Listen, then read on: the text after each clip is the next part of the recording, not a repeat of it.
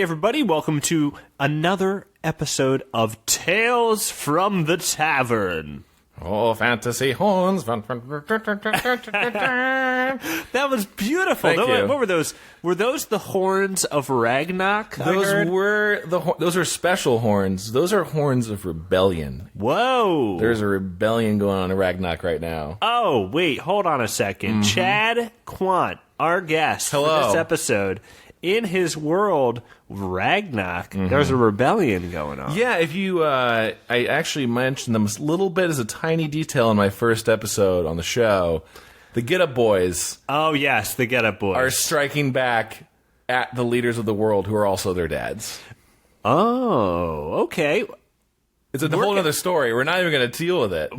Wait, hold on. Yeah. The story prior mentioned it, and then we're going to get into the rebellion. Well, things have happened. No, we're not going to really get into it. Just let you know that's what's going on in Ragnok. Okay, gotcha. Things have happened since you last visited, Dom. Oh, okay. Since you last visited. Yes. And it's kind of a tumultuous time right now. The bar we're in right now, you might recognize formerly as the Devil's Bunghole.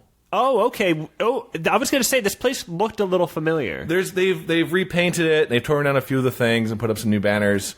This is now the Bronze Fist. The Bronze Fist. It has been taken over by the Get Up Boys. Oh, as one of their central points in the rebellion. It's pretty safe, but it's still a combative bar. Well, I mean the vibe in here is a little broy. I will admit.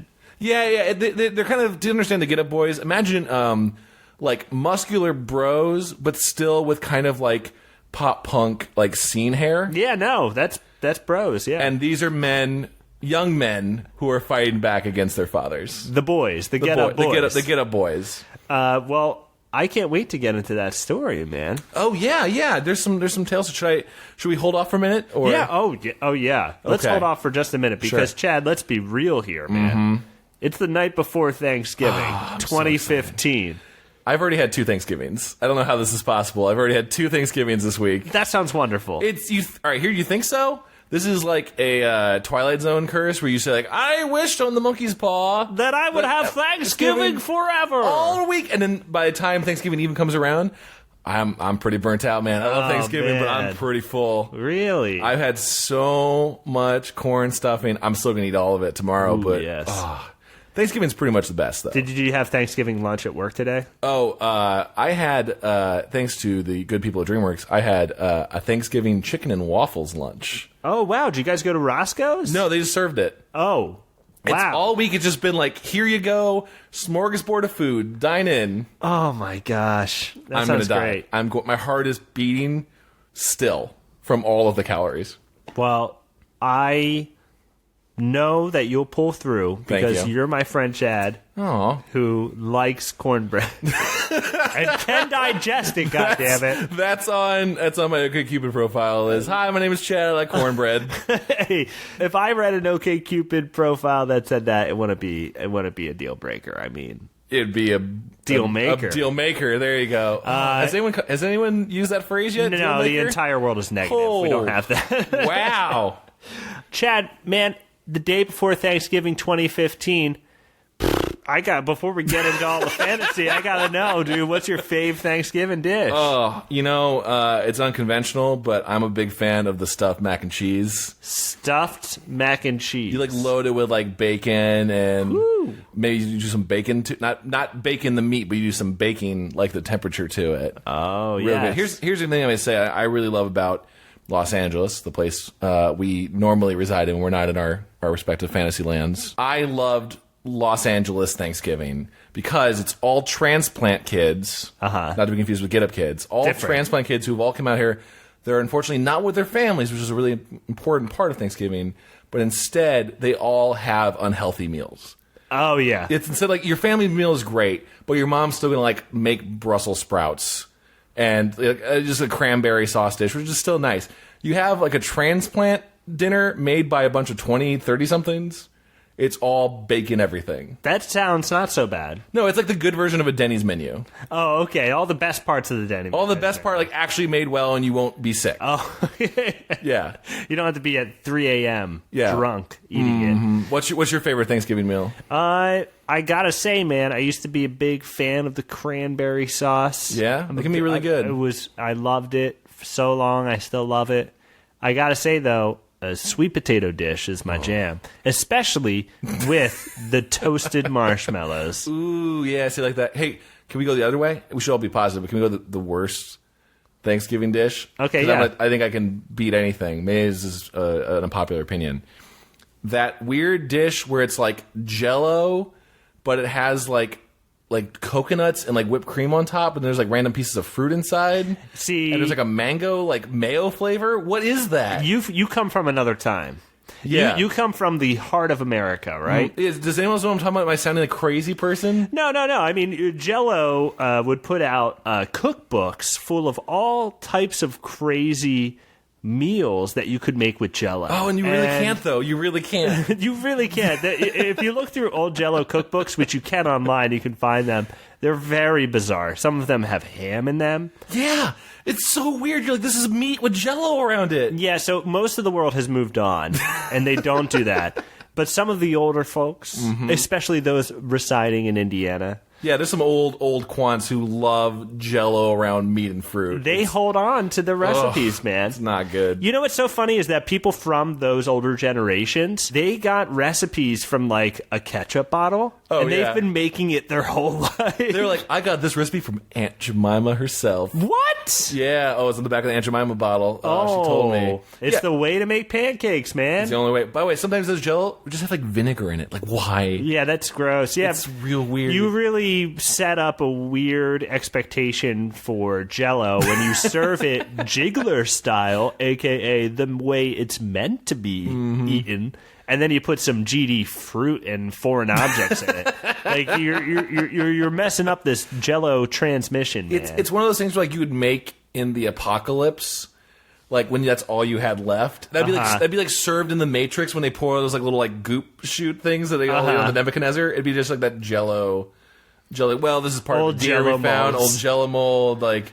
It's what we eat when we're not in the Matrix. It's pretty terrible. You know what's funny is that Jell-O molds were a gag in comedy that you don't see anymore, really. Go on. Because they don't exist anymore. You see it in Christmas Vacation that they have a Jell-O mold. Oh, right, yeah. But just to put a end cap on this on this Thanksgiving discussion, on this Jell-O talk, nothing beats a slice of moist turkey with good gravy. Yeah, you know, I'm gonna say a little bit of blasphemy. Gravy's great.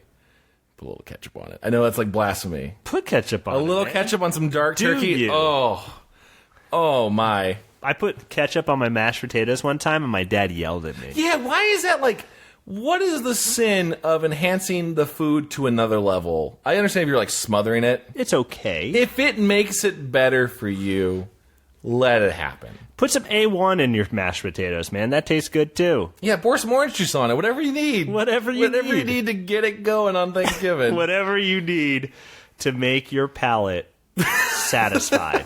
To get your palate real wet. Yeah.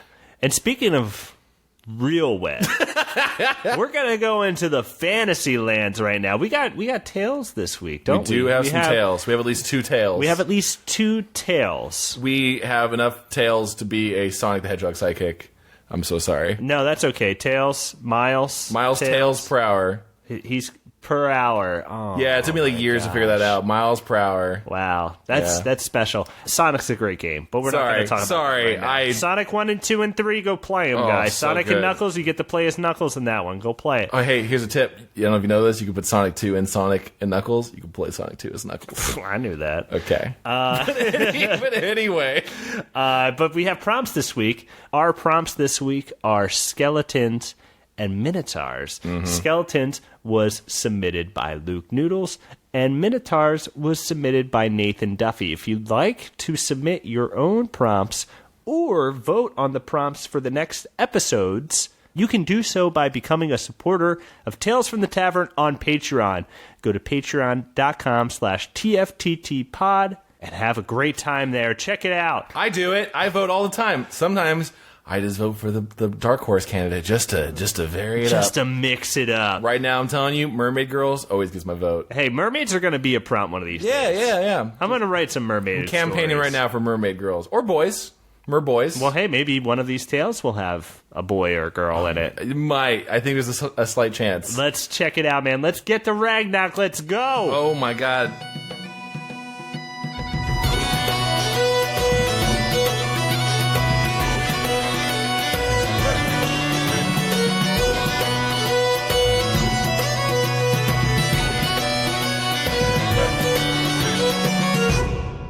This tale, my good friend Dom, is called At the Heart of the Beast. Okay, yeah, this sounds like a good tale. Yeah, which might also, I did not check, might also be the title for my last episode. I don't know. It sounds kind of familiar. Hey, man, it's a part 2 then, if it is, but as far as I'm concerned, it's like a hip-hop video where I just call part 1, part 2 for different songs. There is a labyrinth for those who wish to test it. Across the desert of wasted time, nestled in the crack of a giant mountain troll that fell asleep centuries ago after a particular pretty good party, is that infernal maze. Deep within its complex walls, the maze was quiet, which is pretty normal for mazes, until a loud rumble began to roar and grow closer. Boom! A mechanized drill machine burst through a wall, leaving a long wake of destroyed maze behind it. Oh! Yeah, it's just plowing through. You think there's gonna be like a maze and some water through? This drill machine is just cutting through. Oh. At the wheel of the drill machine was Terry, a humanoid tarantula man using all of his legs, even his 2 cute tiny front ones, to control the complicated machinery. Terry. Okay. Yeah. I'm on board. If you're wanting to help visualize Terry, look up from Beast Wars Tarantulas. Okay. The bad guy, kind of that. Which, by the way, his real name is Tarantulas. I could not believe when I looked up. I was like, what's his name? It's probably like Spider Warrior. It's just Tarantula, plural. Tarantulas. Tarantulas. I loved him as a kid. I didn't realize his name was just multiple tarantulas. At the wheel was Terry, a humanoid tarantula man using all of his legs to control the complicated machinery. Oh boy, this thing just keeps going, he said as the drill tore through the side of a maze trap. His co-pilot, Nar, a half-dead alligator skeleton, looked back through the blast windows. Yeah, this is not just a normal animated skeleton. This is an alligator humanoid man skeleton. Okay. So just, yeah, it's pretty depicted. So, like, what was that action figure? The Turtles action figure with Leatherhead. Skeleton Leatherhead. Okay. Yeah, it's really good. Thank you for helping with that. You're welcome. Whoa, did you see that trap? That looked like it was just a giant gun. Like it was going to shoot people when they walk down the hallway path. This maze is nuts, man. We're coming back here sometime. Getting here really early and just doing all of it. Maybe. I think we're almost there, though, Terry remarked as the sounds of meat crunching and a few corpses hitting the windshield were his cue. He looked at an old map of the labyrinth. That must have been the super hungry dudes who may be willing to eat an adventurer trap. Seems like we're right on target. I'm glad they died. Oh, God. Those poor guys, though, but yeah, they're not good people. No, they weren't nice. Not good people. Crash! He pulled the brake, shutting in the machine just as it tore through a particularly dense dwarf stone metal wall. We're here, Terry said, readying his net gun, which, yes, used its own organic webs as ammo, and is sort of gross when you think about it. Though, if my body regularly produced something I could use constructively to, shoot people, I would be slinging that stuff around all the dang old time. So this is a little bit of a Spider-Man conversation, right? Yeah, I mean, like, if Spider-Man's organic webs, if you could shoot stuff out of your wrists, whatever it is, it's pretty great. Also super gross. Yeah, super gross. You would do it all the time, though. I think funneling it through a gun or a mechanized device somehow makes it more palpable? Yeah, not as gross. Yeah, somehow it's like it's processing it. Yeah. Still. This is the lair of the Maze Lord, all right. The center. Watch my butt. And your butt. In fact, let's just keep an eye on everyone's butt. Terry said as Nar opened the door. They stepped out onto the large marble floor, realizing they were in some sort of giant arena. There was a meat stench cloud that laid thick across the room, like the late shift of an Arby's on a Saturday night. Why are you at an Arby's then anyway? It's Saturday night. Get back to home to your kids, dude. Yeah. They're waiting on those beef and cheddars for dinner. The duo took a few steps in the arena before a guttural roar came from deep in the cavern. Oh. In response, Nar pulled out from a pouch a glow beetle, like a super fat lightning bug the size and shape of those old Mondo juice bottles you drank as kids. Oh, yeah. Yeah, imagine that with like wings. Okay. Shook the bug up and threw the bug into the air. The beetle's chemical luminosity took effect, filling the chamber with a bright green glow. Illuminosity. Yeah, that's not a real word. Isn't that a website or something? Illuminosity might be the thing where you go to get smart. Oh, okay. Yeah, I think so. Yeah. God, we're just giving them some free sponsorship. Also, why is the name of their company not a real word? Oh, no, they'll pay. They'll pay. Oh, they will pay. We'll make them pay. If you're hearing this, it means Illuminosity It means you owe us a check, Illuminosity. Both me and Chad. At least $10. Go to Illuminosity.com. Sign up for your personality profile? I don't know what it's for. Watch Send out. up an email, tell them to mail us our money. It might be a pyramid scheme. All right. It was then that it suddenly became clear in the arena. Sitting atop a large stone throne, his silhouette towering over them, the Minotaur. With a heavy breath, smoke erupted from his nostrils, and he turned towards Terry and Nar, brandishing a mighty chainsaw axe. Whoa! Mm-hmm. It's like the blades of the axe are moving around it as like gas pours through. He slowly rose out of his mighty chair, 600 pounds of bull man meat, which is also like the late shift at Arby's. Terry fired a giant spiderweb shot across the Minotaur's weapon, knocking it out of his hands, embedding it into the wall nearby. Simultaneously, Nar tossed out 3 more glow beetles, followed by a few expert shots of his crossbow, exploding the beetles and filling the room with an even harsher light. Oh. The Minotaur stopped, recognizing the two. Terry stepped forward. Mantho, you really gotta come outside, dude. It's been like 5 weeks since Becca left you. Mantho the Minotaur hung his head low. He knew this was true. Yeah, but I got stuff I'm working on. The exotic light of the glow beetles now coated the room, showing Mantho's dismal livings. This was a house of pain, all right, but of the emotional type. Strange fluids and stains covered Mantho's chairs and quarters. Several half-eaten unicorns and one unfinished crate of chickpea snugs lay around. Really, dude? Stuff you're working on? Holding up in a labyrinth is helping you do what exactly? Is sitting in front of your pleasure box all day your work? Nar walked over to Mantho's deluxe pleasure box, a popular source of entertainment in Ragnok that consisted of a mechanical cage with a screen on one side. Pixies from the vaudeville forest were captured and placed in them to act out over 40 genres of entertainment, though they were best at criminal drama and romantic comedies. Okay, good to know. Yeah, good to know. Nar flicked the entertainment box off, and the 2 fairies, who were in the midst of a 40-episode-long young female dramedy series, collapsed to the box floor in exhaustion. Oh, sweet Dea, thank you. It's been days and he doesn't stop, said the first fairy. Oh, God, Mike, no! He turned to his acting fairy partner, who was bleeding from all his holes. I don't think I can keep going on. My body is so tired.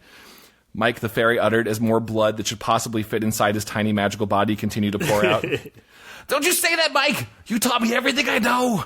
You were there with me when those hunters ripped us from our families and put us in here! We said we were going to make it out together!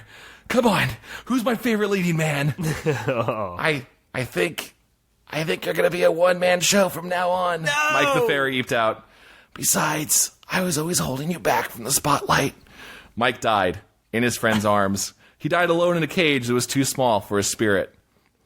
See, that's fucked up, Mantho. You gotta lay off the pleasure box, dude, Terry exclaimed. Behind him, the other fairy began putting his dead friend in the corner of the cage as he had no place to bury him. Oh, that's sad. It's real sad. That's real sad. It's real sad, and they don't really care because it's just like their life. Yeah, it doesn't concern them much at all. It's a real problem in Ragnok that no one really cares about the plight of the vaudeville forest fairies. But that's another story for another time. I appreciate you guys coming in here, and I know you mean the best, but I'm just not feeling like going out. It's no big deal, explained Mantho, realizing now that he had moved from one spot, how badly he actually smelled. Does that ever happen to you? Like you become aware of a hidden odor you had? It's the worst shame. You know what I mean? Like you're sitting on a couch. Yeah, you start moving. And there's like a smell spot. Oh, sorry, that's really embarrassing to know. No, it happens to everyone. I just wanted to be real. No, Mantho, no. You gotta live, brother. Sure, Becca left, but she was not right for you. You gotta get out there and do all those things you never had time to do. Weren't you gonna get into improv? You went to the first 2 classes and you were really good.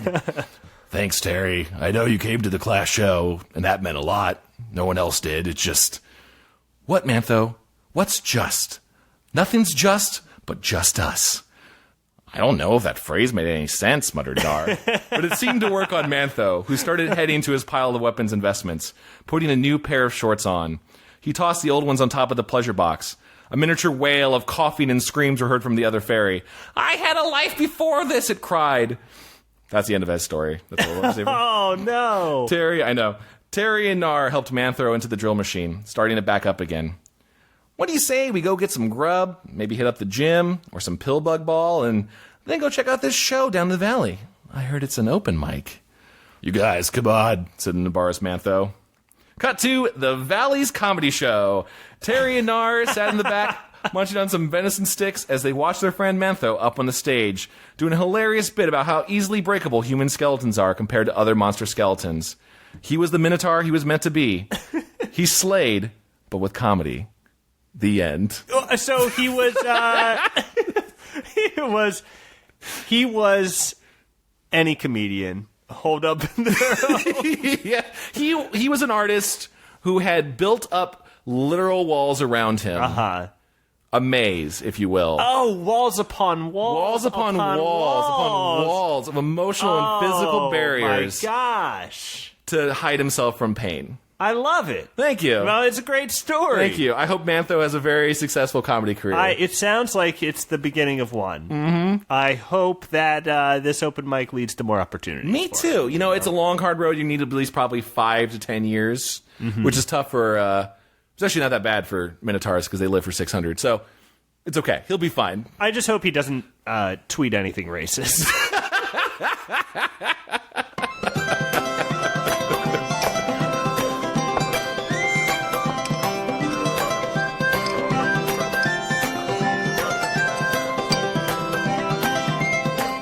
Chad, are you ready to travel to the land of Orkspire for skeletons and minotaurs, man? Take me away, baby. Let's go, baby. This one is called Bare Bones. Whoa! That's right. Somewhere below the Forrock Forest, deep in the dirt of Orkspire, lay the discarded bones of a long-gone rogue, a ruthless rogue that the dirt and bugs had no problem decomposing because... Mother Nature don't judge. Suddenly, the rogue's bones began to be pulled through the dirt toward the surface. As they did, the fingers reconnected to the hand, and the hand to the wrist, and then to the arm, each bone reconnecting to where it once was when the body was living. The fingers broke through the surface and lifted itself out. The newly born skeleton stood there in the Forrock Forest looking all dirty because it was in some dirt, and he was face to face with another skeleton in a priest's uniform. Good news, you're living again, spoke the priest. Cool, replied the skeleton. Also, you got a job. Cool, doing what? Working for a necromancer. He's got a dungeon and you gotta guard it. Here, the skeleton priest unrolled a scroll. The necromancer says you can choose from the following names: Rip Charles, Razor Ramon, Hawk. Hawk's good, said the skeleton. He didn't hear the other options at all. He just wanted to move on to Hawk. Hawk. Yeah, I like that. As soon as you hear Hawk, I mean, if someone's like, here's your new names, here's a list, then Hawk was on You there. might be careful. Another skeleton behind you might just grab the name before you have a chance. Yeah, no, you got to go immediately. You don't know how many guys this guy just rezzed. Hawk's good, said the new skeleton, when he had a sudden realization. Wait, so skeletons can resurrect other skeletons? Nah, this is just a costume, said the priest. The necromancer gives us a potion, and he makes us pour it on the graves, and it's not really that interesting or important. But let's hear more about you. Well, when I was alive, my name was Bruiser Bindleton. I was a rogue for a bit there, and I guess I stole and hurt a lot of people. Hawk the skeleton stared at the ground as he deeply considered this. Just realizing his entire past life. The skeleton priest found this awkward, so he cleared his throat and said, life's crazy. You end up doing some fucked up shit sometimes. Good thing you're dead now, or, whatever this is. Come on, let's go to the dungeon. The two went off toward the dungeon. As a skeleton, you are forced to look at your past life objectively. Without your organs, you didn't have your heart's interest, and your brain wasn't around to rationalize the choices it had made.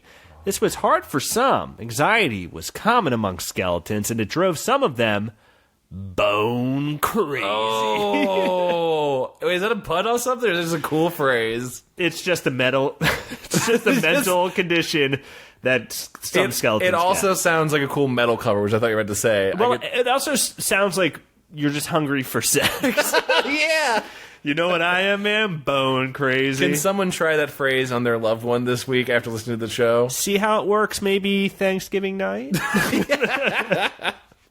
But yeah, bone crazy is a mental condition that some skeletons can get. It's why most dungeons have skeletons that are screaming and fighting constantly. Oh, that's so sad. That's sad. Oh. It's madness. Oh. The Necromancer's dungeon was just a cave with some rooms and hallways carved here and there. A few rooms were properly tiled and furnished for the Necromancer to work in. The skeletons had chores to keep the place clean, but they were forbidden from entering the Necromancer's bedchamber, which had an awful smell coming from it, and it stunk up the entire dungeon. Hawk quickly became acclimated to the dungeon life. Every day, the skeletons would all get in their hiding places and wait for an adventurer to come through. From 9 a.m. to 9 p.m., that was a skeleton's life, just waiting. The worst part? No hero ever attempted the dungeon because it smelled like rotten garbage in there. Actually, the worst part was every morning when the Necromancer would loudly sing, "It's like rain on your wedding day." If you're gonna do Atlantis, there are so many other better options to do. I know, but that's why it's annoying, you know. And he only knew those words. He would try to improvise the rest of the lyrics, but would quickly trail off. And it was annoying as shit. Do you know what the words are after "on your wedding day"? It's like a free ride when you already paid. Is that what it is? Well, I think it changes every time. Oh, okay. It's one of them is "rain on your wedding day." It's a good advice you just didn't take, and when you feel it figures or something. I thought it was something like buying fleece on a Sunday day. On a Sunday day. It's buying. Wait, that would be like it's like buying fleece when the Gap just had a sale. It's like what that would be. When a Gap just ended a sale. Ended a sale, right? Yes, yeah. It may come as no surprise, but life in the Necromancer's dungeon sucked. Mm-hmm. In the hours to himself, Hawk would brood on his previous life, feeling sorrow for the choices that were made during his time as a ruthless rogue. "I can't believe I punched a baby's leg," he said to himself. Even at work, his mind was occupied by this thinking. One summer day, the Necromancer came down and handed out pickaxes and told everyone that they had a mine now. What? One skeleton was like, "Yo, are you turning this place into a mine now because it smells like old hot Chinese food down here and no one wants to come inside?" The Necromancer ordered this skeleton to be mined to death. Oh, they went and attacked him with pickaxes? And the bone crazy ones did. Oh, my God. The skeletons got to mining, and it wasn't long before Hawk got effing fed up with this BS. Man. With each swing of his mining pick, he thought of how he hated this place, how miserable he was, how he was tired of standing around and thinking about someone he wasn't even was anymore. Finally, he threw his pickaxe down and said, "It's too hot for this. I'm going to complain." Oh. A few skeletons were like, "Shit, yeah!" and they headed for the Necromancer's bedchamber. One skeleton, who had gone full-bone crazy, remained sitting in his hiding place, whispering to himself, "You think you can say something like that to me, man? Well, guess what? You ain't turned to me!" What does that even mean? "Your face looks like a chicken's son, and you smell like a horse's lip. Take one step toward me, and I'll whoop that butt." So this is like someone who's going through a fake argument in his mind in the shower. No, you know what I'm talking about. You see several people doing this in Los Angeles all the time. Every day when they're driving. Mm-hmm. Hawk and his band of complainers were met outside of the bedchamber by the Necromancer's Minotaur, who managed the place for him when he was busy with his own work, which was all of the time. "What's this all about?" asked the Minotaur as he put his clipboard down. "This place sucks," shouted a skeleton. "It's all hot and all we do is work." "Yeah, and where's that potion that'll give us our bodies again?" "Look, guys, the Necromancer said that he's still working on the organ, muscle, and skin potion. You just have to be patient," said the Minotaur calmly. Another skeleton spoke up. I was sweeping the hallways the other day when I walked by the alchemy, and I heard him masturbating in there. He ain't working on shit. He's working on something. Yeah, well, maybe he's working through something, okay, said the Minotaur. It sounds like he's jerking through something, said a voice from the back of the crowd.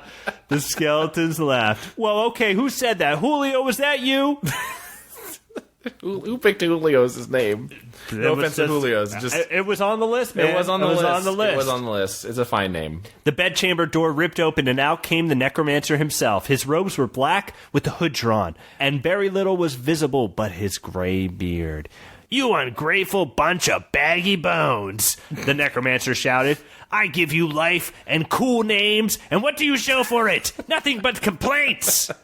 I didn't ask to be reborn, Dad, yelled a skeleton. That's it, Turntable. Now you gotta go mine scouting now. Wait, sorry, is his name Turntable? Yeah, it's a cool name. Oh my god, it is a cool name. Take a bunch of the heavy mining equipment and go scout some other mountains for precious resources for me. Fuck you, Turntable shouted as he ran out of the room crying. Looks like I raised a bunch of wussies, said the necromancer to the rest of the skeletons as he turned back to his chamber and slammed the door shut behind him. The crowd started to feel bad for itself and began to return to their proper places, but not Hawk. The skeleton that said that sick jerkin burn turned and noticed this and said, Yo, Hawk, you coming with? Nah, yo, said Hawk. Yeah, I'm gonna run this motherfucking dungeon. Whoa! The skeleton walked right up to the Minotaur. Step aside and you will be left alone, Hawk told him. Whoa, hey, calm down, replied the Minotaur. I like this Minotaur a lot, by the way. I'm worried about you. He's just trying to help. Yeah, he's just trying to mitigate these things. Yeah, I like him. He's a good manager, Minotaur manager. Mm-hmm, he's really trying. Nah, yo, said Hawk. I'm worried about you. The skeleton took a step back and started doing windmill kicks toward the Minotaur. Whoa! He was frozen. All he could think was, what if that windmill kick hits me? Went boom! A heel dropped right upon the Minotaur's head, knocking him so unconscious that a mattress company would open up in the future called Minos with a sleeping Minotaur featured on one of their comfortable mattresses. People will go, oh man, gotta get one of them Minos mattresses. You see how hard that Minotaur was sleeping on the sign? Gotta get my dream on like that. Hawk kicked down the door as the necromancer fumbled to put his penis away. What is the meaning of this? Yelled the old man as he tied his robe together. I had enough of this shit, said Hawk. You and me, let's do this. The necromancer crouched and jabbed the air for a bit. Then he stood and kicked a few times at various strengths. Then he accidentally did a tremendous uppercut to the air when finally he put his wrists together and conjured a magic black ball that he sent hurling toward Hawk. Whoa, watch out, Hawk! The black magic orb struck Hawk right in the ribcage as he absorbed the blast completely. What, how? Resisted, bitch, said Hawk. Oh, what will you do with me? Asked the necromancer as his robe absorbed. He instantly gave up. He just surrendered. Well, here's the realization that he had, right? He only has undead magic. Yeah. Hawk is undead. Oh my god. I mean, there's there's no power. What will you do with me? Asked the necromancer as his robe absorbed a drop of fear pee. Nothing, said the skeleton. The necromancer held no power over him now. He was free to do as he pleased. I'm out. Bye. Said Hawk as he left the room and somehow farted as he did. No butt cheeks.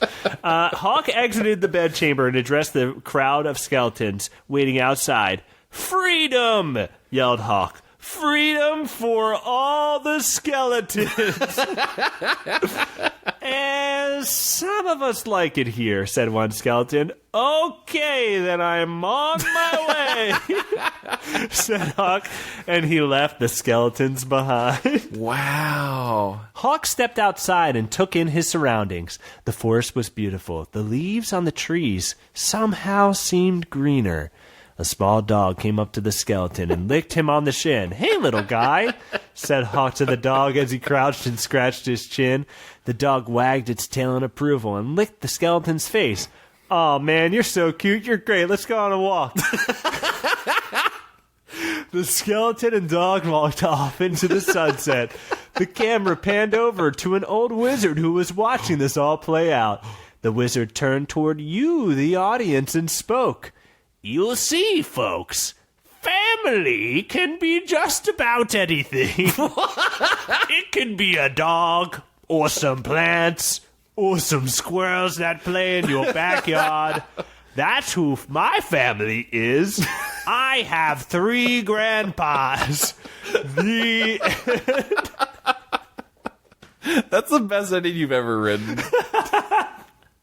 I legitimately wish that every film and story I've seen in the last 10 years ended with getting a dog and just having a good time with the dog. I wish that was ever... I cannot think of a movie that would not be better with that ending. I full-heartedly agree. Right? It's so rewarding. It's pretty special. And there's always dogs around, so you just believe it. Yeah, I mean, I think that's what I want to get across, is that no matter who you are, if you're nice to creatures, a dog is going to come up to you and respond positively. Oh my God, you're right. The dog's going to be like, "Hey man, you fed me food? Pff, you're a good person in my book. Let's go have a good time."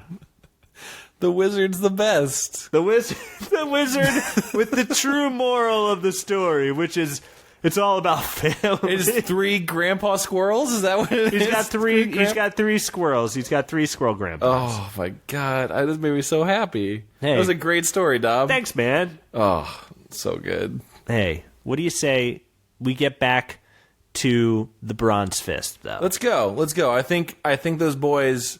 It's the right time. They've probably killed another leader of the Republic. They're probably going to be having a pretty good time. All right. Hey, man, maybe we can get some free drinks. Let's go. Let's check it out. Just make sure you say, go Bronze Fisters. Oh, go Bronze Fisters? Yeah, okay. yeah. All right. Let's do this then. Magic music. Gonna get a music on. Gonna tell you music day. That was pretty good. It's like a little bit of Eddie Vedder. Thank you. I just make it up as I go along. It's pretty good.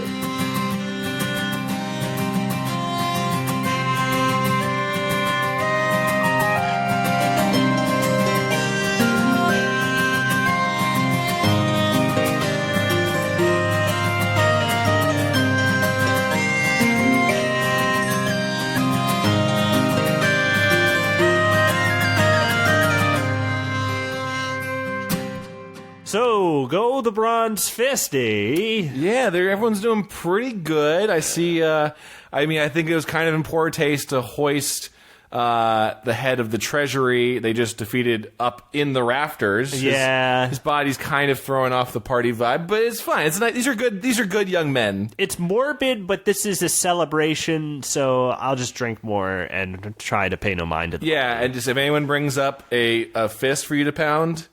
You pound that fist regardless of what it looks like. Oh, it might be a bloody fist, might be a weird colored fist. I like that detail for these get up children. Mm-hmm. You gotta pound it. There's gonna be some problems. These get up boys. Otherwise, we'll be fine. But I'm glad you came with me. Yeah, I'm glad I came with you. I feel like I would have been murdered if I hadn't known all these little rules. Well, no, you know what? You look default as a man of the people. I think you would have been fine. If you had worn your, fancy robes, yeah, there might have been some worry. You know I'm trying to wear my fancy robes. I know. You always want to show off. I'm always looking for an excuse to wear the fancy robes. Well, hopefully next time you're here, this war will settle down a little bit. This unrest. Uh-huh. I'm hoping the Get Up Boys can work some things out with their fathers. But hey, man, we had a good time here at the really good the Bronze time. Fist, man. Had a really, really good time. Ragnok is a magical place that not only do we have spider creatures now. There's a lot of animal humanoid and insect humanoids and bones of animal humanoids. Yeah, I'd like to think that obviously the undead exist. And also, animal humanoid creatures exist, so why would their skeletons not be able to be reanimated as well? Yeah, why not? Yeah. The thing about that kind of thinking is that that'll lead you down a dark path? Down a dark path of thinking about all those rules. Mm-hmm. And then you go bone crazy. You go bone crazy bringing it all back. We've all been bone crazy once or twice. Yeah, and I related very heavily to your story. That hit some deep, man. I think there's obviously a theme of anxiety going on. Anxiety. Here. I feel like that story could relate if you had just made that dungeon a GameStop. I would have just fit in perfectly with that story. Yeah, did you work at a GameStop? I worked at a Game Crazy. You worked at a Game Crazy. I worked at a GameStop. I also worked at a Blockbuster, but you worked at a Hollywood Video. So yeah, Hollywood Video. If you don't know, Hollywood Video had their own chain of game stores called Game Crazy. Yeah. Legitimately pretty solid in terms of deals and stuff. No, yeah, I got some pretty good deals at a Game Crazy. But they got wiped out when all the Blockbuster and Hollywood Videos went out of business. They had the classic plastic 3 for $15. Yes, and that was a steal. If you went in there, they had Dragon Warrior 2 or 3. Oh, yeah. You could get it for $5. My favorite part of working at Game Crazy is when I had to take in like a PlayStation or something, and you had to plug it in to test out because we actually did that. Most GameStops just don't. You had to test it and play it. You put it on the big screen while in the middle of the day. And some guy would just put like a porn DVD in there. So just like, dude, like why are you returning this PlayStation with just like porn on the hard drive? Like, wipe it, please. We were probably working at our respective video stores at about the same time. Yeah. And I remember Game Crazy opened up, and I thought that was so cool. And Blockbuster was trying out their answer to that, which was Game Rush. Yeah, I remember at Game Rush. We hated those Game Rush because they just came in like just stealing the exact logo and everything. Yeah, what? Yeah, it was so funny. No wonder they went out of business. Good riddance, Blockbuster. Good riddance. I mean, I do miss the experience of going through a brick and mortar building to like look for titles. I understand why it went away. The one downside, if I may, because there'll be people who are listening who never even went to any of those. You don't even know what the Blockbuster Kid mascots looked like. There was a photo. I was a manager. I got to go in the manager's office. You had to see the secret photo of the mascot. I worked my way up. I'm proud of you. And there was an old Polaroid of the opening day of that Blockbuster where they had the mascots out. Was it just like a sentient box of popcorn? What is it? No, they were like just children. Oh, yeah, weird. They were like weird foam bodysuit. I don't like that. Not bodysuit, but like suits, like costumes. Like that. Yeah, it was strange. The one thing is that you would see old cult movies. Like you can go to Redbox and get like Little Shop of Horrors if you've never seen it before. Yeah, that's the one downside. Obviously, digital stuff, but. We're off topic. No. This is actually something I want to talk about. Mm-hmm. Finish your thought, though. Well, it's just this, like, there was more of an ease, I think, actually, than even modern day. Everything's, like, on Netflix. Everything's on Hulu or on demand.